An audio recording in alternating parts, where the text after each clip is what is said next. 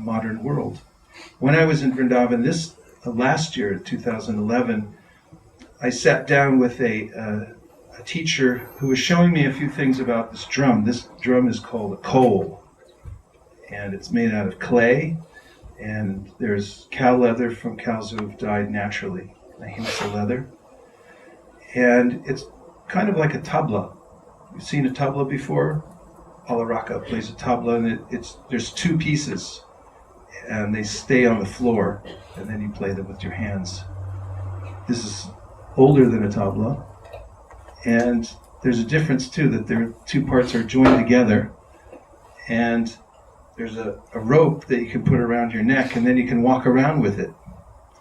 And that's what it's meant for, to dance with this instrument. I met with a teacher there who was showing me some things about the kohl, how to play it, and just sitting with him every day for an hour and listening to what he had heard from his teachers and watching what he had gained from practicing for thousands of hours. I felt as if I was becoming fortified, and I was learning just by watching him, sitting a foot across from him, learning the kohl. So this is Sangha, association. And when we have Sangha, when we have association, then, and we do it deliberately for spiritual life, then we can take on the qualities of those that we're having Sangha with. It also requires having an open heart. Voltaire once said that when you have an open heart and you have appreciation for others and the qualities that they have, then you're able to imbibe those same qualities yourself. Isn't that amazing? Just by appreciating the qualities in others, the good qualities in others, you can actually take those qualities on yourself. This is part of Sangha. It means you have to have a certain kind of attitude when you have this Sangha. That your heart is open, and there's a kind of gratitude and appreciation for the qualities in others. And then just by that, by having that kind of appreciation for others who have better qualities, who are more advanced in a certain way, then, and having Sangha, then those qualities go in to one's heart. On the other side, there's what's called matsara, which means, in Sanskrit, means envy. It means the inability to tolerate the eminence of another. This is described in the Bhagavad Gita as a blockade for advancement in spiritual life or in any other discipline. If I have envy of others, what does it mean? What does envy mean to you? Who said that? Distraction. In what way? Distraction for your spiritual advancement. Yeah. So how does it feel, envy, and how does it distract you? Anybody? When I say the word envy, what does it mean to you? It always makes us think about others than their real growth. You what? It always makes us think about others, how I can become more than others, than focusing on my growth. Thinking, he's saying he thinks about others, how he can become more than them, rather than thinking of your goal.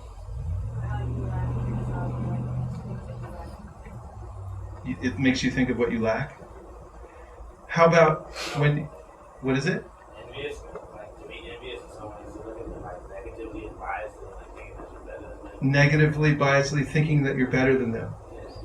Or what about thinking that you wish they weren't as good as they were? Is that a part of it too? Is that part of envy? Like they're doing something well, or they have some quality, and I wish they weren't that good.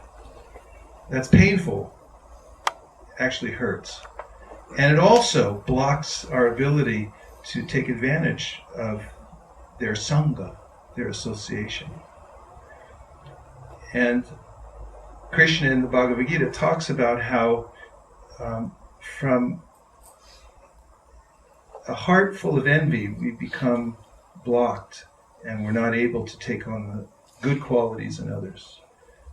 So one of the ways to advance quickly in life and in spiritual life, Krishna talks about in the Bhagavad Gita, and that is to have a humble heart and a mood of service towards others. And an inquiring mind. You want to learn the 3 words that block all knowledge? I'm not convinced. Yes.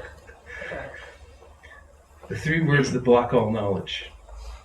I know that. And when someone's speaking to me, you listen sometime when someone's telling you something, and then you may not be saying it outwardly, but your mind might be saying, I know that, I know that, I know that, I know that, I already know that, I already know that. Wait till I get to say, I know more than you do. But we can learn from everyone. Actually, one of the great teachers of logic used to say that you can learn from everyone.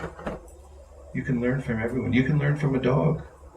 You can learn from a cat. You look at a dog, watch a dog, and see what it does. It has certain qualities that you can learn and appreciate. And every person has some kind of genius or something that you can take from that person. And so that tendency that I already know that, this is a blockade for spiritual life. And therefore, amazingly, in the Bhagavad Gita, Krishna talks about how to remove these blockades. And all you have to do is remove them, and then you can move forward in spiritual life, because actually, spiritual life is completely natural. It's not something artificial. It's not something that comes from outside. It's not something you have to get from somewhere else. It's something you already are. It's just a little blocked, or a lot blocked. And it needs to be uncovered. Just needs to be uncovered. And then the great miracle of life is that the most valuable thing is not anything that you have. It's what you are. It's what you all are already. And you can just be. And you don't have to have anything else. This is the greatest wealth. The greatest wealth is if you can just be anywhere and be happy. In the Bhagavad Gita, Krishna calls this Yonta Sukh. Everyone say Yonta Sukh. It's the person who has inner happiness. Yo anta sukh. So this word means that person who has inner happiness. Tara Ramas. Rama means happiness. We sing Hari Rama. It means happiness. So the symptom of advancement in spiritual life, when I begin to remove the coverings that block that inner happiness, and I experience it for myself, it's direct. It's not an intellectual process, but it's spontaneous and it's natural. And the experience is of extreme gratitude. This is what we say, a state of grace. The words are related, grace and gratitude. To live in a state of grace means to be in gratitude all the time. Why wouldn't I be in a state of gratitude? Look what I have all the time. I mean, I was thinking about this the other day. I woke up for a nap and I was thinking, I have a thumb. And I was just, for some reason, I was looking at my thumb and I was thinking, now that's valuable. I have a thumb. How much is that worth? A thumb, one thumb. How much will you give for one thumb? But you have two. I saw that somebody just from trading in their Facebook shares or IPO or whatever it is, on paper anyway. One of the young men who created the idea for Facebook, they said he has $25 billion or something like that. But I think this is worth more than that. I'd pay that much if I had to keep my thumb. And so you can go from there. I mean, if someone asks you, how are you? He's like, look, I'm fine. I have my thumb. So, and at every minute, we're given breath and we have the power of vision. I mean, what is that? We have vision, we can hear. And so consciousness is everything. And attitude is everything also. What my attitude is and what my allows me to develop in a certain way. So this bhakti, it's a way of life. It's a natural way of life. It's a natural way of life. It's a life of living in complete gratitude all the time. And in the Bhagavad Gita, Krishna says something about the soul, ascharyavat. He uses the word ascharyavat, and this is translated in English as amazing. Anybody have a dictionary with them? I'll bet you do. No, there you go. That'll work. Could you look up the word amazing? So he says in the Bhagavad Gita, ascharyavat, that the soul is amazing. Now think of this. You'll never be bored again in your life when you realize that think about what the soul is. What is the soul? Wait, are you looking it up? Can you look it up? It died.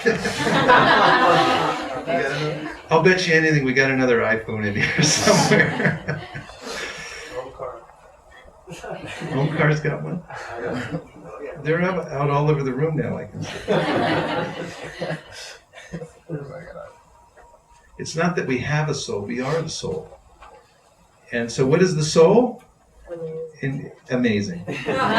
Soul's amazing. Exactly, that's what it is. Because it's really hard to say what the soul is. I mean, you can try to define it intellectually, but what it is actually just amazing. Okay, go ahead. This one says, causing great surprise. Causing great surprise. Or sudden wonder. Or sudden wonder.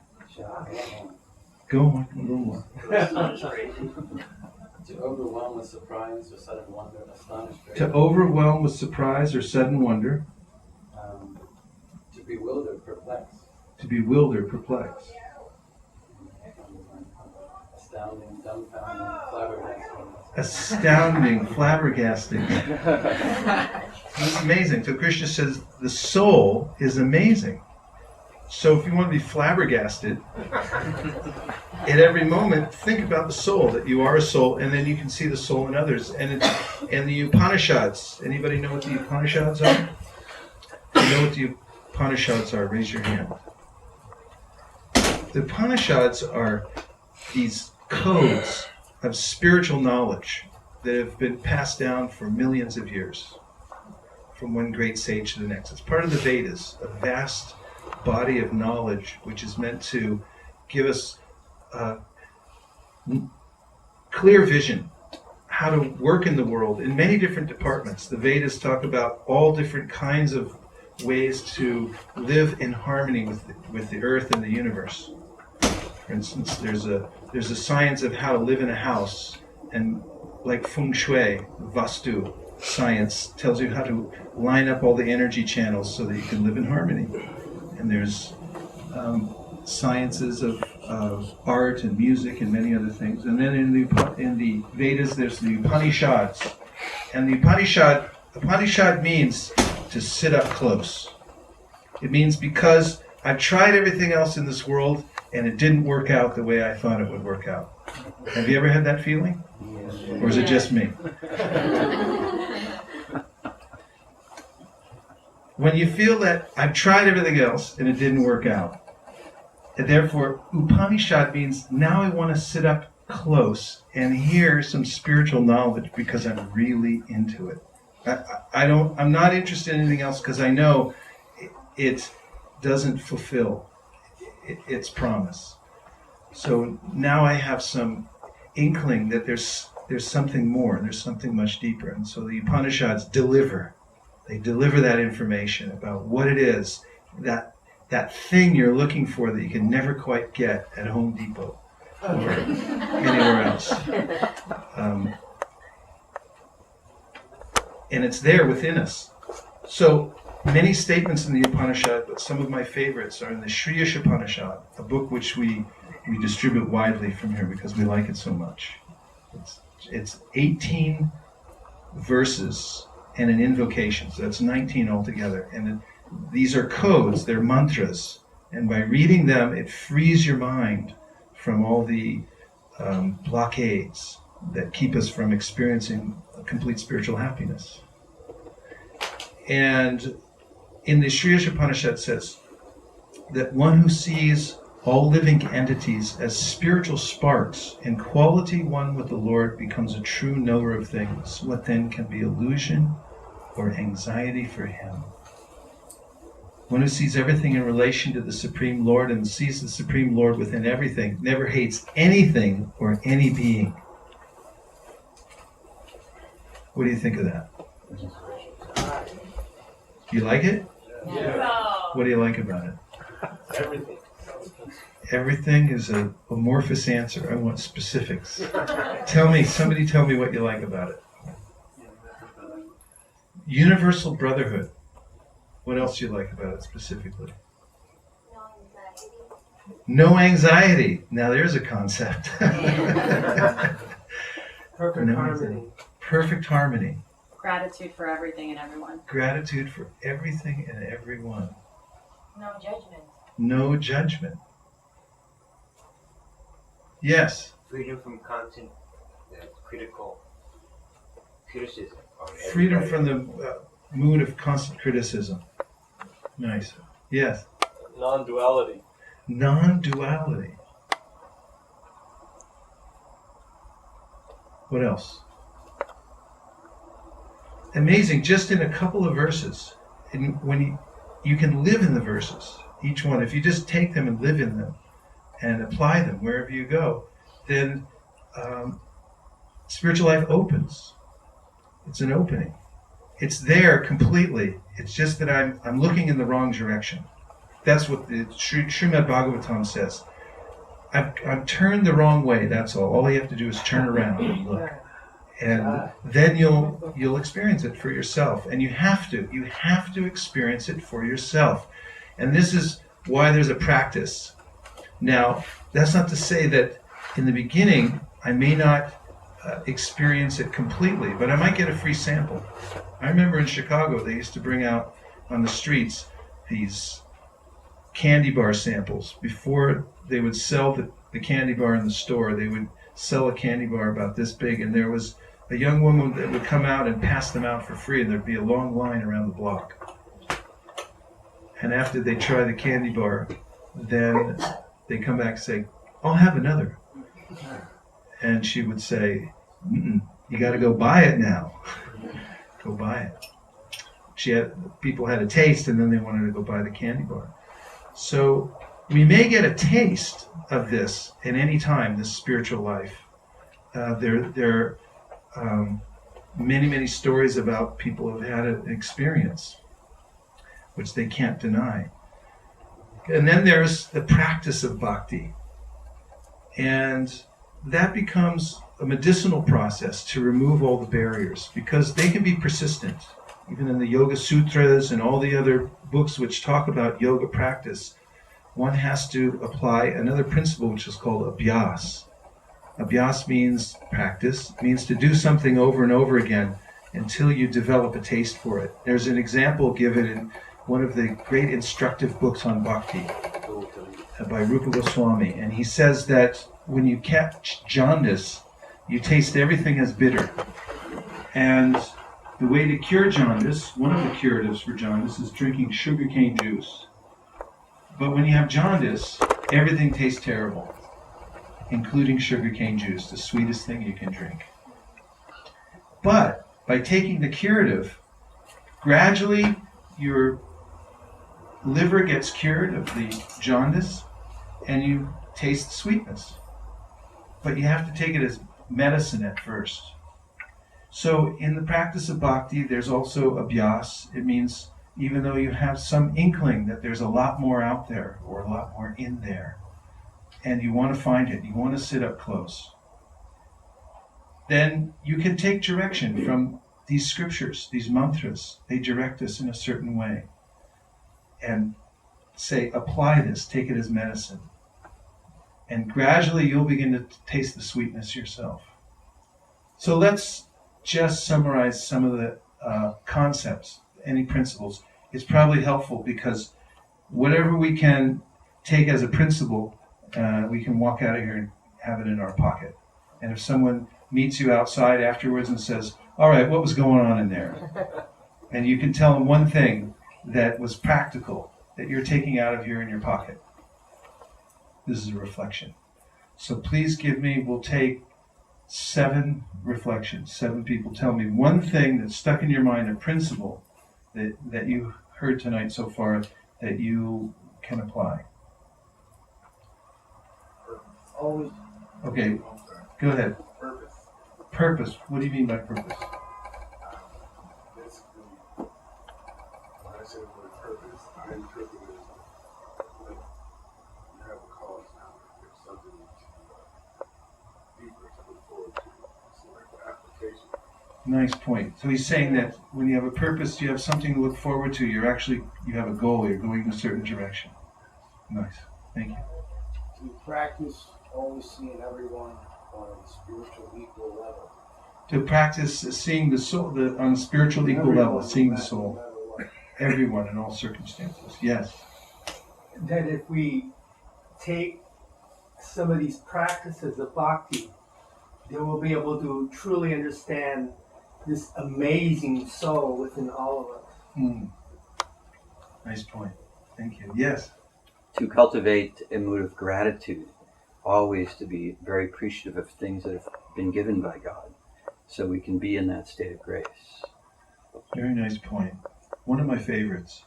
I overheard a conversation between 2 people, and one of them person was complaining and saying how everything was not up to his standards, and asked the other person, so what do you think?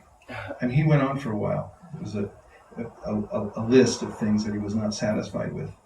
And the other person said, well, I'm just trying to be grateful. And I thought that handled it pretty well. Thank you. Nice point. Other reflections? One thing that's stuck in your mind. Yes? Oh, that association is very important, and we should try to establish satsang. Association is very important, and we should try to establish satsanga. Thank you. Nice one. What's stuck in your mind? Yeah. Yes. That we can learn something from everyone, even dogs. Can learn something from everyone, even dogs. You had another point. To actually live the quotes of God. Live in it. Just take one of them. You don't have to take the whole Gita. Just take one and apply it. There's pure math and there's applied math. And in applied math, and there's bridges built and all kinds of things happen. And in applied bhakti, an applied spiritual life, applying something makes all the difference in the world. A lot of people almost do something. Did you write that book yet? Almost. Did you cook dinner? I almost did. So there's a big difference. And when you actually apply one little aspect of bhakti that you find, apply it really, honestly, truthfully. Spiritual life is really about that application, that I take it myself and I apply it. And it changes the whole world. It changes the whole world. One person who applies truth in their life can change the whole city, a whole nation, a whole world. One person. Such a powerful thing to have that kind of application. We could also call integrity. To take something and really apply it. There was more back here. Who else had there? Yes? Envy will stand in your way in your spiritual growth. Envy will stand in the way of your spiritual growth. Wow. What a concept. Yes, thank you very much. Yes. 3 words. Any spiritual. The 3 words. Spiritual. And what are those? I hate to hear it. I already know that though. Now go ahead, tell us. I know that. I already know that. I know that. No, I already know everything. You know about this? Yeah, I know everything. That's my mind speaking. Yeah, I know everything. Here, take a look at the Bhagavad Gita. Nah, I already know that. I know already about that. La, la, la, la. La, la, la, la. Okay, what else? 2 thumbs up. 2 thumbs up means? Yeah. Remember my gratefulness for every single thing and every single point. Remember gratefulness, yes. Everyone do 2 thumbs up. Yeah.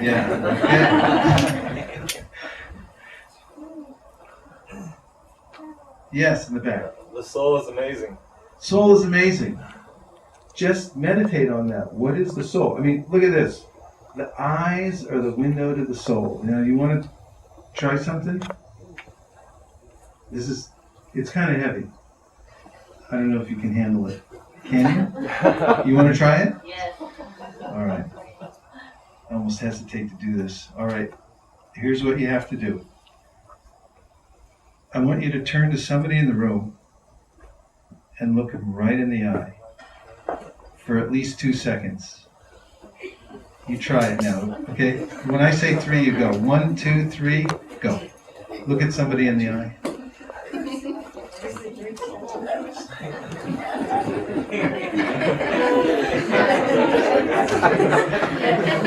Can you feel the energy in the room?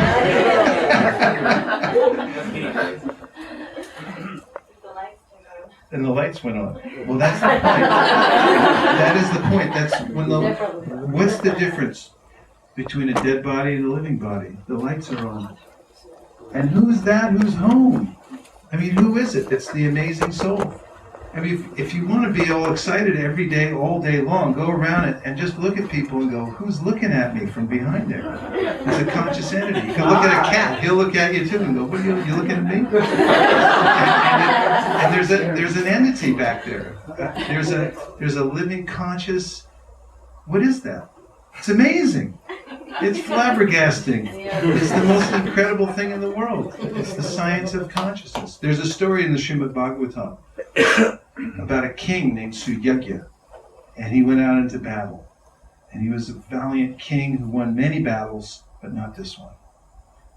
And he had many queens and followers who came to see him on the battlefield after it had cleared, and they found his bejeweled body and his broken, lying on the battlefield. He had bitten his lip out of a sense of valor during the battle, even though he was falling to the ground.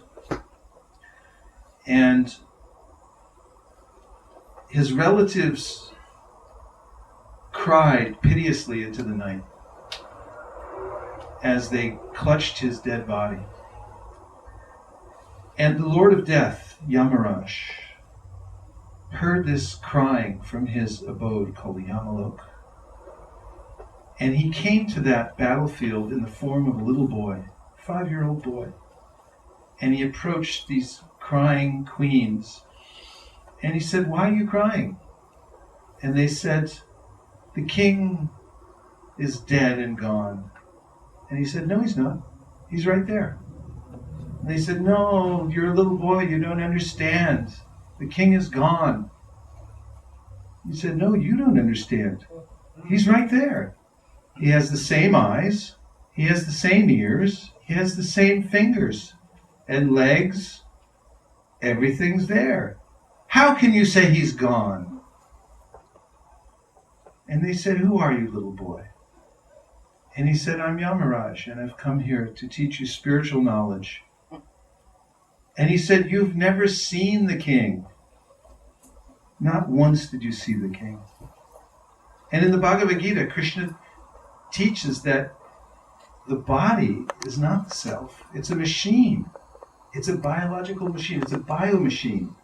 And all day long we eat biofuel. Just notice that next time you sit down and have prasadam, you have a meal, you're eating biofuel. That's right. It's biofuel. Because you've got a bio-machine going on here. But you're not a biological entity. You're something else. And that's the most amazing thing. And what is that? That's the science of the Atma, of the self. And there is nothing else that's exciting. There's nothing else in the world that's captivating besides that. Everything else is fleeting and boring. But this is exciting. 2 more. Integrity. What do you like about that? What strikes you about integrity that you like so much? You do what you say. Powerful. Powerful. Keeping to your own word what you put out there. Yeah, in the Bhagavad Gita, Krishna talks about this power of speech.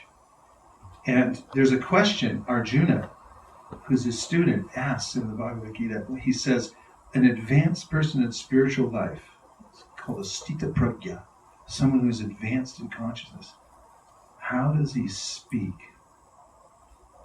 And it's said that a fool is not discovered until he or she speaks. Said, he had nothing to say, and then he said it. But a self-realized person is very careful with the speech that comes out. Speech can, according to the Srimad Bhagavatam, pierce the heart of another like a spear. What we say, one word, said with envy or malice or ill intent, can pierce the heart of another. Whereas one word spoken out of truth, integrity, encouragement, can uplift somebody forever. One word. You can probably remember, if you think back in your life, somebody who honestly wanted to help you, and they gave you a good word of encouragement or instruction in some way, and it sticks with you the rest of your life. It changed your life. Many people say that. How did you become, this multi-billionaire? Well, such and such told me in third grade that I was going to amount to something. So the words are powerful. They're piercing. They are uplifting. They're very important. So what we say to ourselves and others has consequences. Okay, one more. Yes. The most valuable thing is not what we have, but what we are already. Our state of being, which is that amazing soul. Thank you. There's a story in the Vedas that the musk deer, it's said that this scent of musk, most valuable scent, pure musk, comes from the navel of the musk deer. However, the musk deer spends its life looking through the forest, up hills and down dales, searching for the scent. Where does it come from? But actually, it comes from his own navel. And similarly, the happiness I look for everywhere, it's actually already there. It's antasuk. It's inner happiness. It already exists there. And it's outwardly, I see reflections of what it could be, but I never quite get there until I turn around and I look the other direction inside. I find it's already there. Okay, you had your hand up. It was tie goes to the runner. It's exactly the same, that the soul is spiritual but was covered. The soul is spiritual but covered, yeah. And just a question, what happened when you looked in other people's eyes? I was just curious. The other person smiled? I saw love of Krishna. Saw love of Krishna. Was it hard? Was it easy? Easy. It was easy? Anybody have any other kind of feelings? Yes? Kind of uncomfortable, yeah. You ever get in an elevator, you're going up like 40 stories or something like that, there's one other guy and you wonder, like, do I look or not? Because something's there. There's actually another person looking back and you're wondering, which way should I look? So that's the science of the soul. That's the science of Krishna consciousness. It's investigating that most amazing thing, and it never gets old. It's the real juice of life. Everything good comes from that, from searching for that. What is that consciousness? And then yoga means finding out what the source of my very self is and reuniting with that source. That's how to live in unlimited gratitude at every second, at every minute, because there is a benevolent, all-powerful consciousness that at every second is blessing me with whatever I want, fulfilling every desire I ever had, that's maintaining my heartbeat, my breath. My consciousness is being maintained by the Supreme Consciousness. And when I turn inwardly and I experience that, even for a fraction of a second, a millisecond, if I can experience that, my whole life is different. My whole life is changed. And that's the great opportunity. There are many, let me say, millions of good causes in the world, but there's one great cause, and that's finding that supreme consciousness within me. Then everything else becomes paltry in this world comparatively. All other endeavors become insignificant. Om Tat Sat. Thank you very much. Hare Krishna.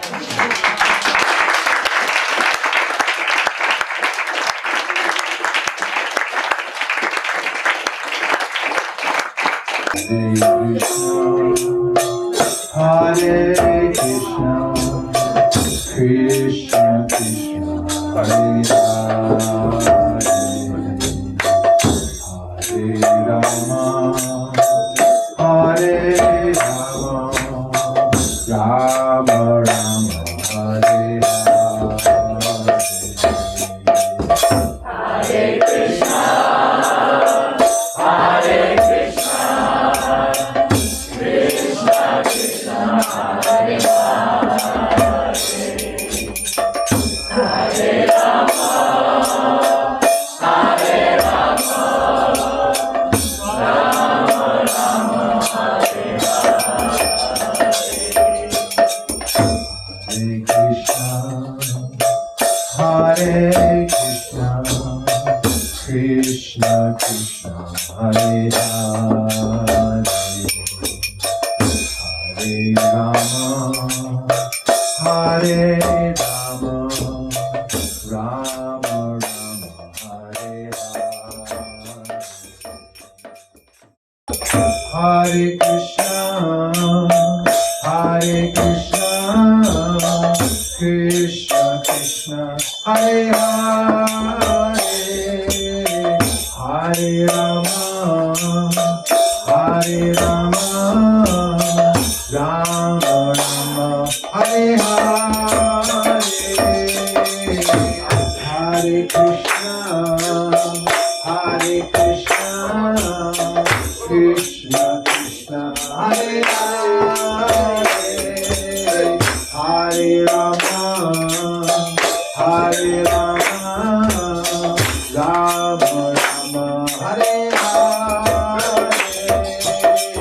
Hare Krishna, Hare Krishna, Krishna Krishna, Hare Hare Rama, Hare Rama, Rama Rama, Hare Hare Krishna, Hare Krishna, Krishna Krishna, Hare Hare Rama, Hare Rama, Rama Rama, Hare Hare Krishna, Hare Krishna, Krishna Krishna, Hare Hare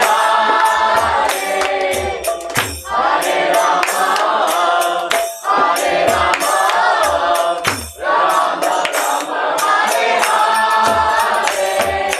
Hare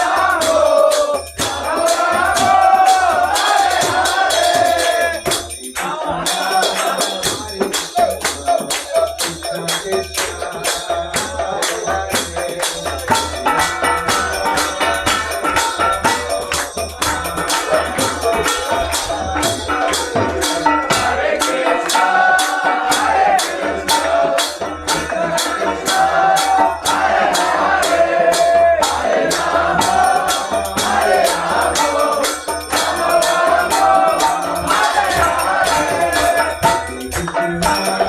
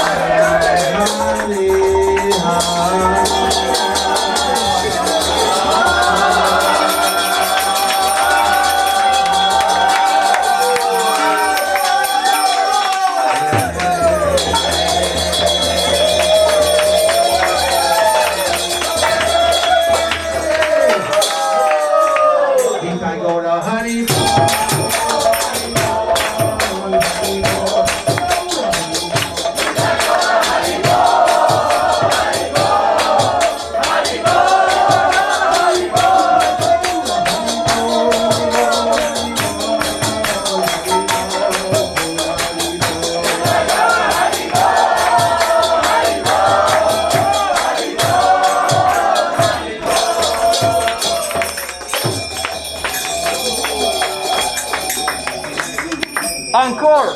Encore! Encore! Encore!